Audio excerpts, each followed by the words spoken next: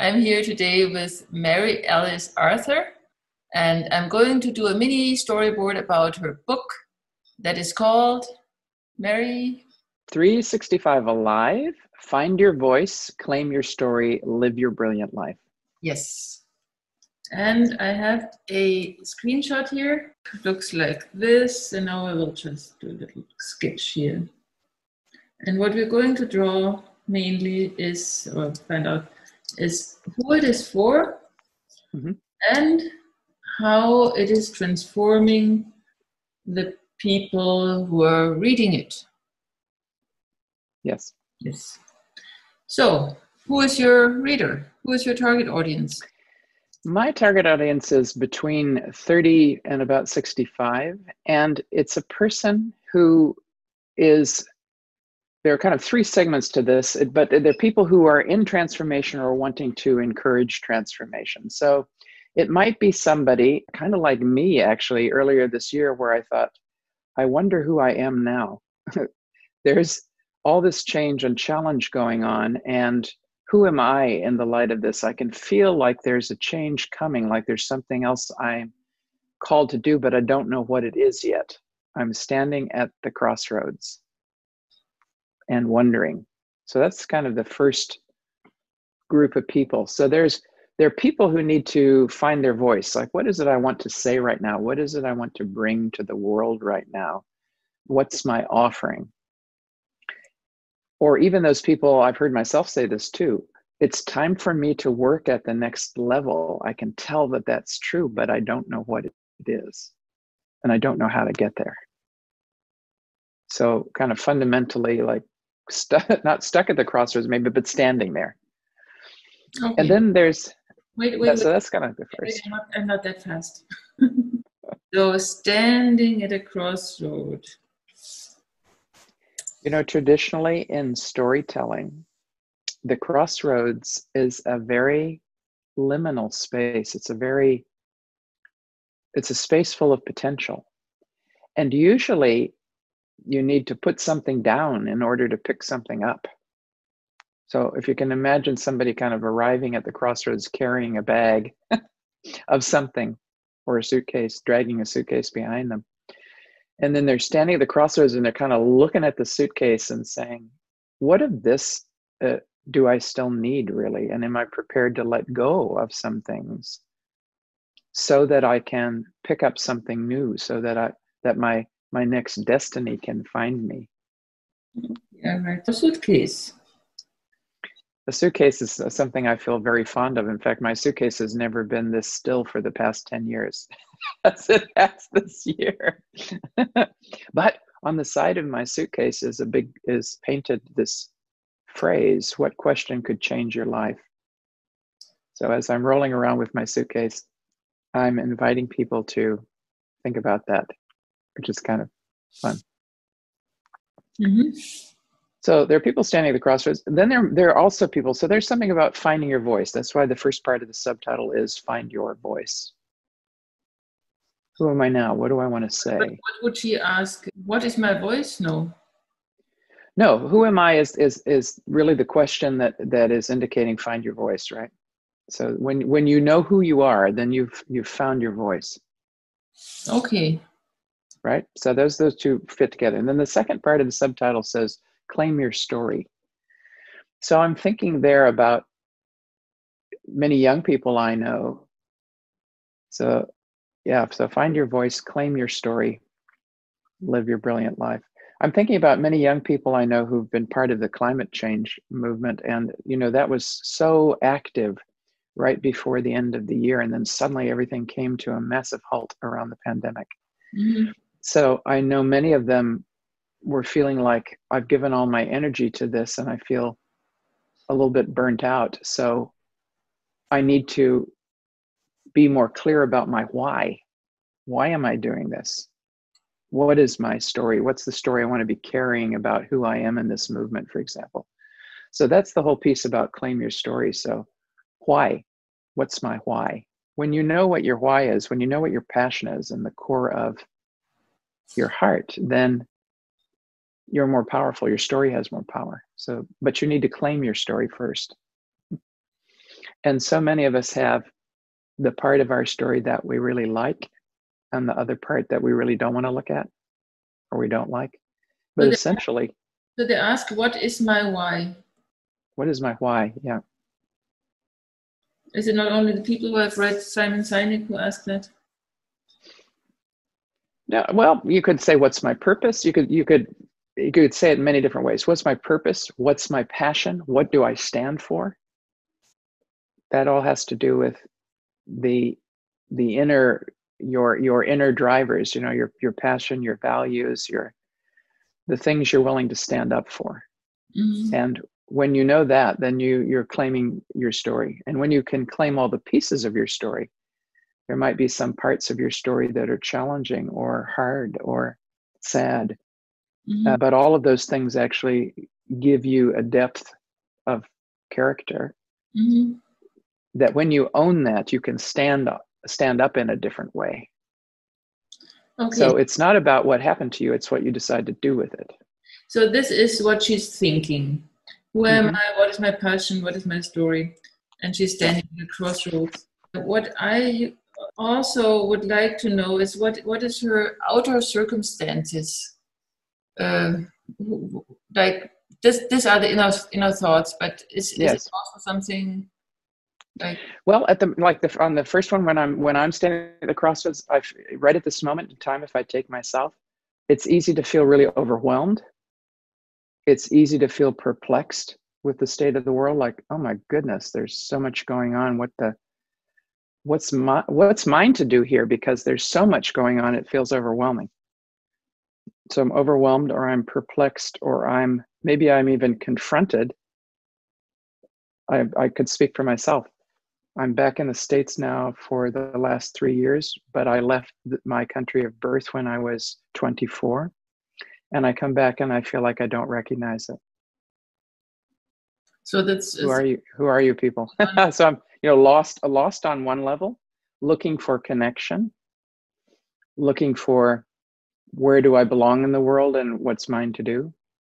So these are the kind of bigger existential questions somebody might be in, or they might be in the kind of question the second younger people are kind of in that question of, well, what is my purpose and how do I use my talents in a way that fits my values? So I'm wanting to move ahead and use my energy, but maybe I feel a bit stuck. Mm-hmm.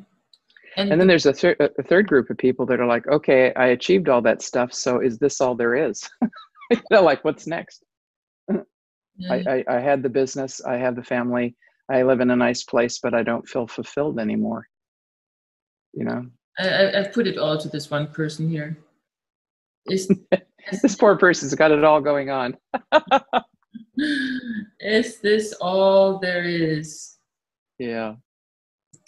I think I have to make her a little unhappier with all the many things that are happening here. Okay. But if you look at a person like this from a storyteller's point of view, you can realize that this person, looking like this, is in fact right in the middle of the story. Okay. Because the story has a beginning, a middle, and an end, right? And the beginning is all about creation and newness and something starting and feeling fresh. And then the middle, at least the middle of the stories we like the most, is about confusion and conflict and oh my goodness. Wait a second. This is the middle of the story, you see. Well, let me just tell you the whole arc, and then you can decide what goes there. But so the beginning of the story is about creation. Mm-hmm. Oh, I'm starting out. So if I worked with this material and I suddenly have a new direction, I go, I'm going to write a book. That's the beginning. Mm-hmm. And then somewhere in the midst of that process, I hit the middle of the story and I'm in confusion and conflict and challenge. And I'm like, all the C words. Oh my goodness. I don't want to do this. It's too hard. Everything looks like a fog bank. I don't know where I'm at. Stop. Please stop the world. I want to get off. That's the middle of a story, the classic middle. The end of a story was when something completes. Mm-hmm. So for me, I'm in the middle of the end, really, of launching this book. Mm-hmm. But then a new story starts about where the book goes, right? But in the midst of it, which is, I wonder who's going to design this. I don't have the cover. I don't know what to do. That's the messy middle. Mm-hmm. So this book is really for people who are in the messy middle Okay, and so of the story. she's in the middle of the story. She looks like She's in the mess. Yep, she's in the messy middle. And literally, the only thing that's going to help you when all the other C words are active, like confused and conflicted and challenged and all that stuff, is to use another C word, and that's curiosity. That's the only thing that's going to get you out of the mess. Yeah. That's great. I love that. Because, this is the interesting thing, because fear and curiosity cannot exist in the same place. Yeah, I agree. I totally agree.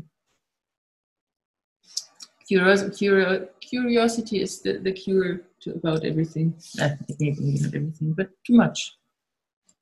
Well, it gives you the possibility for movement. Because when you're fearful, it's like you're in a corner somewhere. You're kind of like in the corner trying to defend yourself. And curiosity means you could move anywhere in the room or even leave the room. Oh, I'm out of here now. Great, bye. So I wonder if the book, so I am using in my storyboards storytelling elements, of course, you might have recognized it. Mm-hmm. So here is the hero. Mm-hmm. Here is the transformed hero who is probably happier than before. And this is the transformation that is happening. Yes. And here is the guide who knows the way, who I thought is you, but maybe the book is the guide. I don't know. I think, well, the book is intended to be like a journey companion. Somebody mm-hmm. said to me, this is like a trail guide. One of my readers, they're at the moment 594 people out there reading this book to give reviews, which is out of 41 countries, which is wonderful. And one person said, it feels like a trail guide that's helping me to see where I'm going. And another person said, I'm reading this book, but it's like you're sitting on the sofa next to me and we're sharing stories. I can hear your voice in here. Okay, so that's somebody who knows me, but even if you don't know me, you will meet me in here. Okay, so the book is the guide. Yeah. Great. So curiosity and what was the things the other C words that you said that was great also, like chaos or what? Challenged. Yeah, chaotic, challenged, confused, conflicted. Often in the middle of a good story, there is conflict of some type, and that can be either inside somebody or with something else. We certainly in the world are in the middle of our story because we've got a lot of conflict going on. Okay, so how is your book helping her to get out of it? Curiosity is one of them. In fact, curiosity is week 1. Oh, that's the first. That's the start of the journey. Because I always like to have steps here. Like there's step 1 is curiosity. How many? Well, week 1 is curiosity, but there are 4 parts to the book. The first part is about waking up your curiosity to story. So that's why curiosity is week 1, because it's the major tool you need to learn more about stories, because stories are happening everywhere, all around you, all the time, in every moment. Mm-hmm. Even when you go to sleep, you can't escape them. I've noticed. Maybe other people have noticed that too. So it's kind of like we're in the story bath all the time. Yeah. And so part 1 is about waking up your ears, your inner ears and your eyes to the fact that story is happening all the time. And it's about 4 weeks long. So it's just a little taster at the beginning. So the beginning part is about curiosity. And then there's a week that asks you to do a little story inventory, a little health check. What are the stories that you're hearing around yourself and things like that? Wait a minute. I'm enjoying the inner ears. There's something about waking up the inner ears, yeah. There's a very fancy word for this, and it's called the reticular activating system. So inside of the brain, there's the part of us, when we're aware of something, then we can see it. When we're not aware of it, we have a hard time seeing it. Mm-hmm. So I often say to people, the first car I ever owned was a Mercedes, but don't get any delusions of grandeur because it was a 1958 Mercedes. And the only way I could drive it is because I was going out with a mechanic at the same time. But when I would drive that car around in New Zealand, people would wave at me and I realized, I think I've joined a car club, but what car club is it? And then I realized it was the old car club. And the waving was kind of like, oh, you're still on the road. Congratulations. So I suddenly could see all the other old cars that I had not seen before. Mm-hmm. So this is the same thing. When I'm aware that stories are everywhere, then suddenly I can see them and I can start to see how they're operating. Mm-hmm. So the beginning part is about waking up your curiosity and getting aware that story is the field you live in and is what we uniquely do as human beings. It's the human superpower. And then the second part of the book, where we spend about 23 weeks, so the bulk of the time really, or half the time, is spent on mapping your own personal story field. So I think of every human being as a story field. Well, every person, place, and thing, all of us, everything is a story field, because a story field is you are the intersection of all the stories you hold about yourself and all the stories other people hold about you, and the influence of your culture and your experience and your, it's like this really interesting, amazingly complex intersecting field, and there you are in the middle of it. So there's nobody who's a single story. That just doesn't exist. And even if we grew up in the same household, we also have different story fields because we see things in quite a different way. So I have a sister who has a technicolor memory, and sometimes she tells me something and I say to her, was I there? I don't remember that at all. Was it personal, cultural? What? Your ethnicity, your gender, your family. So your family field, what would largely be called your lineage. Mm-hmm. So you have all of those, and then all your experiences are in there too. Yeah. So it's quite fascinating how. So this middle bit of the book or the second part of the book is really about realizing this intersection and finding out what are the gifts of all these stories that you hold and that are held about you and that you've experienced. And sometimes there are things you don't like. I spent almost 30 years living in New Zealand. Mm-hmm. And because I have this accent, people, the major connecting question in New Zealand is, where are you from? Mm-hmm. And there are some reasons for that. But I used to call it my graciousness question, because when I was feeling gracious, I could realize that's how people wanted to connect with me. When I was not feeling really gracious, I felt like I was about to receive somebody's judgment about what Americans were like, because I had this accent. Mm-hmm. So there's nothing I can do about that besides change my voice, I suppose. But I didn't want to because I like it. Yeah, but it annoyed me, this judgment I was getting because of what I sounded like. And I could feel the difference between when someone was uniquely curious and when somebody wanted to prove that they had the right idea, they knew where I was from. Mm-hmm. End of story, right? So it's an interesting thing to really dig into. What are all the parts of my story? Who am I in the broadest possible sense if I look at all those mm-hmm. bits? So that's part 2. Part 3 is about looking at what story does, how it works in the world. So part 3 offers you the opportunity to really have a look around and say, okay, what could I know about how story works? So stories connect us. Stories give us sense and meaning. Stories are healing. Stories are way showers. They show us possibilities.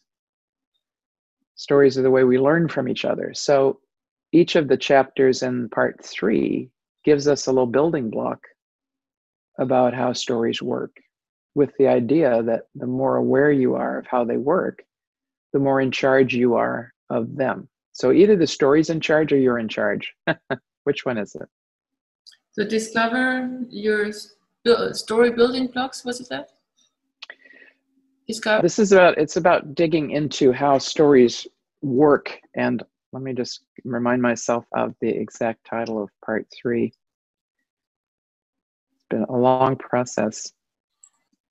Okay, so part 3. Part 1 is properly called Getting Started with Story. Part 2 is called Mapping Your Personal Story Field. Part 3 is called Story at Work in the World. Story at work? In the world, yeah. So it's an interesting thing to realize there are no innocent stories. Every story wants something. There can be stories told in an innocent way, but we tell stories because a story does something unique. If it's compelling, it makes you want to take action. It makes you want to be involved. It makes you want to do something. That's what I was wondering, because I'm doing this. It's for branding and for marketing. It's to influence people. It's the story, the storyboards. That's their purpose, to find out how to influence people. So I was wondering about, is all story manipulation? Is all story a way of influencing and create reality, I guess? On one level, yes. But, this is the interesting thing about the word manipulation. If you are a marketing person, you're trying to get a certain response. If you're a chiropractor, manipulation is a good word too. It's what you do in order to put the system back into alignment, right? Yeah. So these words themselves don't have any power. They have the power we give them. Yeah. So a story is like that too. You can use a story as a bulldozer. You can use a story to erase somebody else's story. That never existed. That never happened. You don't matter. Whatever. Yeah. Or you can use a story to hold something down, or you can use a story to lift something up. The question is, what's behind your motivation to use this story? Because every story wants something. And the story may just be here with me, or understand me, or help me find out why this happened to me, or laugh with me. Let's be in this together and let's be community. So, but stories are meant to do something. They have a purpose. So I've often said, take back the power of your story. In other words, if I don't know what my story is, if I don't own and claim my story, then either the story's in charge or someone else can more easily manipulate me because I don't have my own strong foundation. So once I know about my own story, I'm in a place of strength. I have something to stand on. It's so the story isn't controlling me anymore. It's become my ally. Okay. So now I'm standing with, like, the story and me have got our arms around each other. Oh, that's also a nice picture. Yeah, because otherwise it could be like the story is running ahead and making the road I'm walking down, but I don't even see that it's running ahead making the road. I'm just going down this road wondering why it's like that. I'm behind. What I want to do is get the story to be working with me, because when we do that, then there's power. And when I'm talking about story activism, I'm talking about really being aware of how story works on the one side. And the activism part is to know that the stories we pay attention to and that we propagate, that we spread around, are making something happen. So could we be really aware to be positively impacting the world through our story work? So for me, activism is, what am I for, not what am I against? Story at work, is it make your story work? Or just, is it okay like it's that? The part 3 is called Story at Work in the World. And then part 4 is called Your Future Story. So once I'm kind of aware of stories, I've mapped my personal field, I know how stories work, then it's that case of turning to, so where do I want my story to take me? Because usually the story you're living in is the one you're living into. And the question is that a good thing? So how do I look at my story repertoire and say, am I focusing on the stories that are going to take me into my most potent and wonderful future, into my brilliant life? I can be in charge of that by the stories I carry. So yeah, that's a good metaphor, because it's like I've planted the seeds, or I've got my dandelion and I'm blowing the dandelion. There's one image of a woman blowing dandelions in there with the phrase, it's an audacious thing. It's a really amazing thing to claim your own story in a world where others want to story you. Mm-hmm. To claim your own story is really an amazing act. And curiosity is kind of the initial thing here, or is it an overarching? It's the doorway. Doorway. It's the doorway to everything else, really. It's kind of like once you step through that door, then anything might be possible because you can wonder about it. Mm-hmm. And in essence, stories at their heart are about wonder. Because if you tell me your story, and right before we started doing this, we shared some stories about, because the both of us have lived in different places than our home countries, right? Mm-hmm. And so we have wondered about the world. Yeah, we did. We've gone there to find out, right? Which is kind of, I like that. I like that about our stories, how they interact. But people share stories because if you tell me your story, and what happens is that if I'm really compelled by your story, then the chemicals in my brain start to mirror the chemicals in your brain. They've done research about this. So my brain will light up the same as your brain, meaning chemically, like functionally, I'm in the story with you. Mm-hmm. So it's like I can go in your closet and try on your coat and see what that feels like and try it on in my mind without having to go through everything you went through. So stories are a great way of sharing information for that reason, because I can get the experience with you if I'm compelled enough by your story. It's like, that's what they call entrainment. It's like I get on your train and I'm on the journey with you. Literally. Is there any other communication but story, or is story everything? Well, it's interesting to know that we have no word for not story. Like we say fiction and nonfiction, both of those are still stories. Yeah. Right? So there is no word in any language that's not story. Mm-hmm. So fundamentally, it's like the human operating system. I often explain it like this. Trees, there is no individual tree. Every tree is part of a community. And what joins all the trees together is the mycelium sheath. It's the mushroom kingdom. And the mushrooms are the way that trees share nutrients and information together. And it's the way they warn each other when things are coming and get ready for attack of insects and changes in environment and all that stuff. They're always sharing information. Mm-hmm. So if you ask me what's the mycelium sheath for human beings, I would say it's story. Yeah. And it's the way we share information and nutrients. What I'm now thinking, because I'm always looking for corresponding elements, is it like that in the left panel, she didn't know that.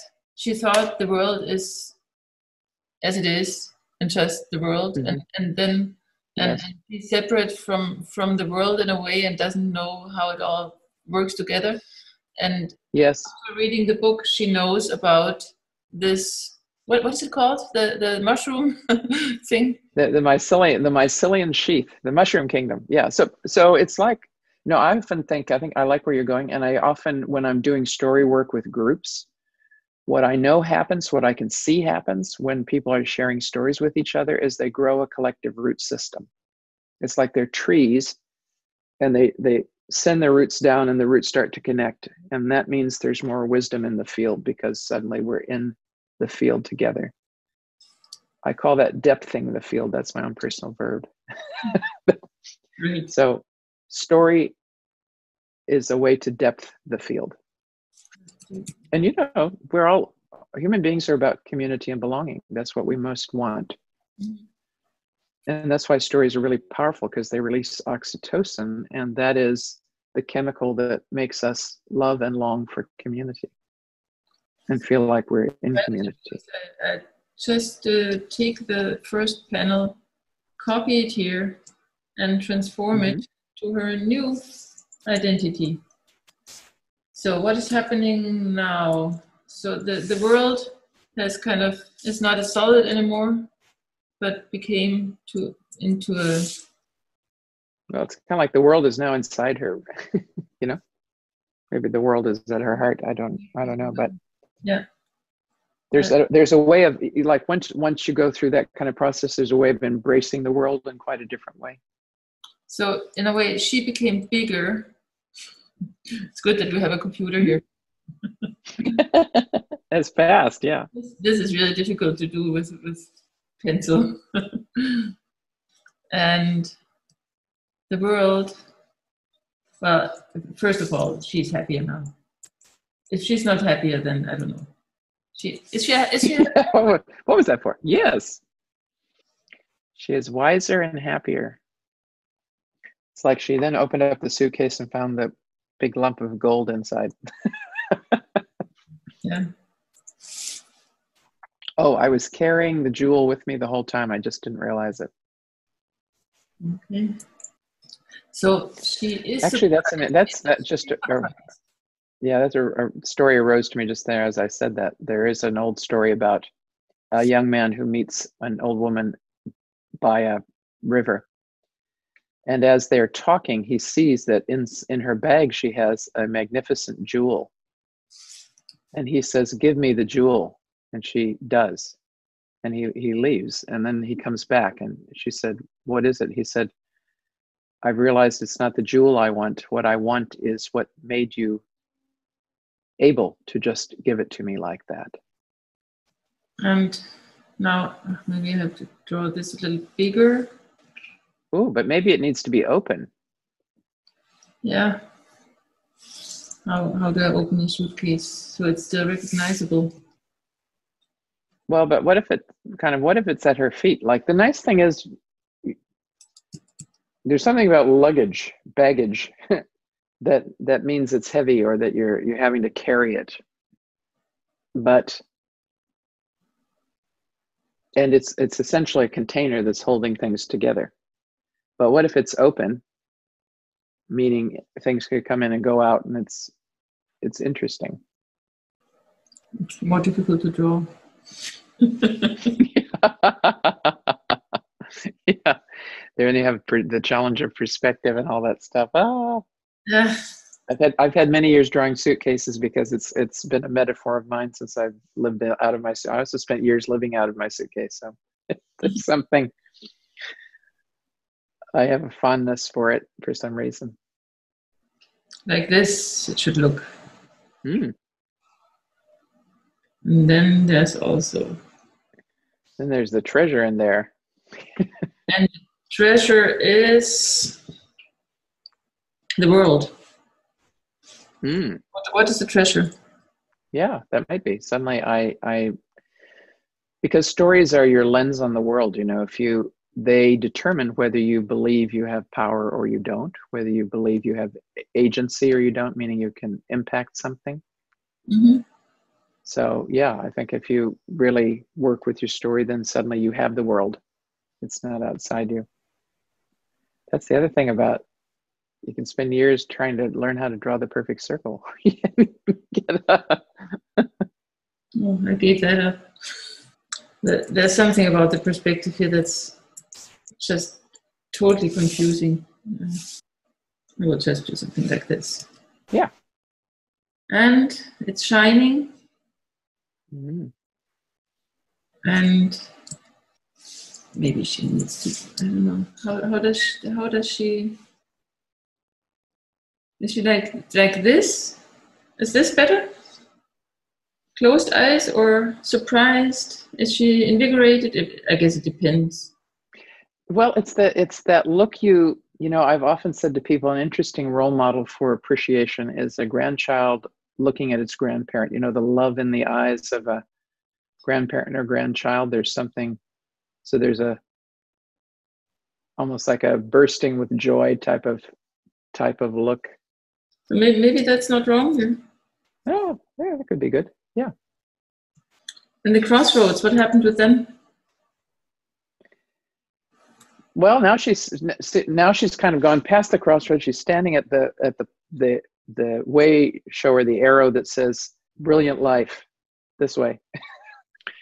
And people have asked me about this word "brilliant," and I say, for me, brilliant is not like the very hard glow of a spotlight on somebody on stage. Brilliant is that soft glow of when you really are on fire with your purpose. There's a radiance about a person.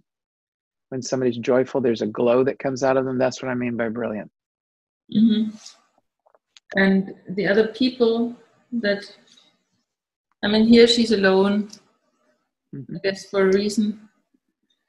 Well, the interesting thing is you kind of start the journey alone, but the moment you kind of walk into the story world, suddenly you're in a community, which is why the fire is an interesting symbol. It's like there are going to be other people at the fire too.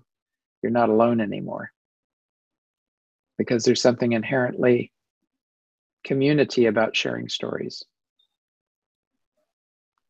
which is why I'm also in this book inviting people not only to explore their own personal story, but also to think about how story works in the world, because it's the way that human beings create relationship. And that's what we are all longing for. So they're all... Yeah. Oh, I like that. Mates on the journey. Everybody needs mates. So I need to read this book. I have a copy. I think this is so interesting. Should we add some flowers? Mm. So what, and all the stuff that here, now does she now know what her passion is, or has the questions just evaporated? No, now she should have more of it, because your stories actually can point you in the direction of your dreams if you know what they are. So inherently discovering the world inside your suitcase is, oh, now I'm probably have an idea of what is mine to do in this world too. Here's what I uniquely offer. Here's what I'm here for. Mm. I guess that's symbolized by this brilliant life sign. She knows where to go now. Mm-hmm. I don't know if other people are the same, but I know in my own life, when I've felt on purpose, there is an aliveness in my life that has not been there when I didn't. And there have been times in my life when I haven't felt on purpose, and that I felt like there have been times when I felt like I was walking on the bottom of the ocean, and other people were on the top speeding along in their speedboats going, "Hey, you busy?" And I'm thinking, no. So that true alignment, you don't need so much when you're in true alignment on purpose. You don't have to try to fill the hole with stuff or other people's opinions. You have your compass inside of you. And she does not think, where do I belong in the world anymore, because now the world is inside her, or because what is... Yes. This is where the world belongs? Well, on one level, she claims herself, right? So you come home when you claim yourself. So this is me. Is that what's the end? She asked in the beginning, "Who am I?" And now she's, this is me. Yeah. And she's not thinking that she's saying that. Mm. And now she feels, of course, not challenged and perplexed and overwhelmed and conflicted, but peaceful, maybe? Yeah. Deeply, I would call that, deeply grounded. There's something about when you know your story, you have a foundation. Mm-hmm. A friend of mine said one time, we've learned, so she lives in Greece, and we were talking about the financial crisis. She said, what we've learned in Greece through this whole thing is that when your fundament, you become fundamentalistic. Mm. Which has stayed with me the whole time, because when you don't know what your ground is, then you are out there trying to control things all the time. So you don't have curiosity, because you're trying to desperately to make a ground for yourself. Mm. So in times like right now, being curious is one of the most important things you could be, because we are in a time of great turbulence. Mm. You also said something about being grounded deeply. No, growing. That was it. Growing roots, story roots. Yeah. Was it? Yes. What you said? Yeah. So most trees, the crown of the tree that you see is usually mirrored by the root system. There's something about being deeply rooted in your own story that gives you the strength to weather a storm. Like we had some big winds here just recently, and I was looking at this tree across the road from me, and it was really, the top of it was really blowing around, woo, but it had the the foundation to stay solid, but also the flexibility to withstand the wind. Mm-hmm. And the book is a companion, or what was it? You said a guidebook? A trail guide. Trail Somebody said to me, it's a revolutionary trail guide. And I was like, oh, okay. Or yeah, it is, and a companion. So, you know, this one on the first panel saying, well, where am I and where am I going and all that stuff. One of her things might be, I don't know what to do and I don't know who can help me. So this book is intended to be like a companion. Hey, let's walk this journey together. I have some ideas. I'll be with you. Field guide and companion. Or a journey companion, or field guide. Yep. Wow, I'm so impressed how you can write around this circle. Woo. So, this here is the messy middle of the story, and the middle part is the what would you call that? Because here in the end we have the happy end, I think. Mm-hmm. Well, this is interesting because the last panel might be the beginning of the next story. Actually, the beginning of a better story. Mm-hmm. Which makes the middle, it could be the bridge over chaos, or like the pathway through the forest, if we're taking the tree metaphor. I remember somebody saying to me, it's like those old fairy tales where there's a character lost in the forest and the gold is in the forest somewhere, but they need to have help to find the pathway through to find the treasure in the forest that they couldn't see. Mm-hmm. It's kind of like that. Yeah. So now we have filled all the panels. The crossroads are too small, I think. And of course, it's very quick and I should do it. Nice, yeah. You're right, that feels better. But do we have all the elements on it now? Maybe people have to be a little smaller, so just not because they're not important, but just so it's less crowded. Brilliant light can become a little bigger. Yeah, the only other thing, I guess, there's 4 parts, and then each week there's 52 weeks. Uh-huh. People could do 52 weeks, or they can dip in and out. So that's just a kind of a map. And then each week has 3 parts. It's think about, take action, and have a look. So think about is talking about the theme of the week.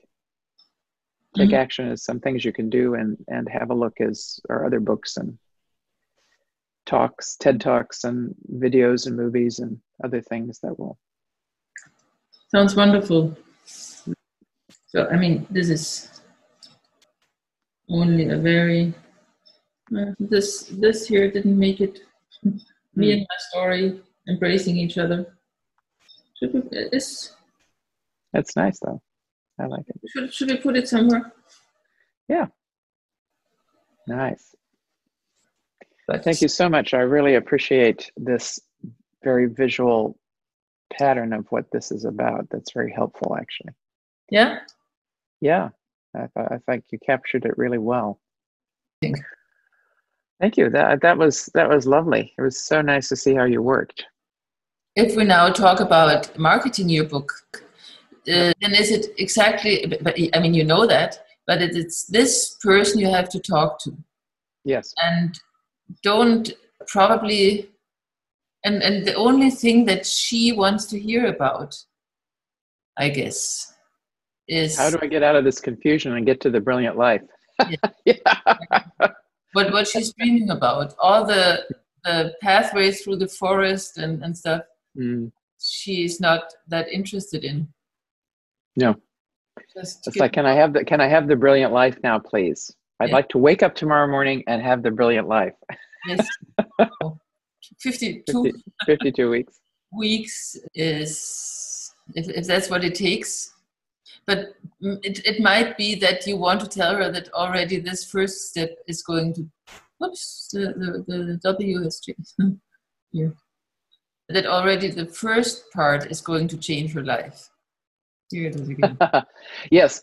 So that's something I'm aware of, is somebody might go, oh my goodness, 52 weeks sounds like a long time. So the interesting thing I've learned from the readers is, and I learned that actually by a friend in Denmark was having some eye problems and wasn't able to be on the screen. And I said to her, would you like it if I read you out a chapter of this book? And she said, yes. And so I know it works like that too. Mm-hmm. I know it works like that. You can just go to one, just stick your finger in the book and go for that. And it's interesting what might happen. So it's also, you can either do a journey of 52 weeks, or you could have 52 different opportunities to be in the moment. Yeah. Yeah. Which is fantastic. And I've had one person say, I'm on page 3. I read this question. What is your founding story? Oh my goodness. Nobody's ever asked me what's my founding story. I've spent a whole week thinking about it. It was like, great. That's exactly what's supposed to happen. Mm-hmm. You know, and this is the cool thing. Let me just say that stories and pictures are what humanity is inherently done forever. They belong together. Mm-hmm. Yeah. So gratitude to you for that.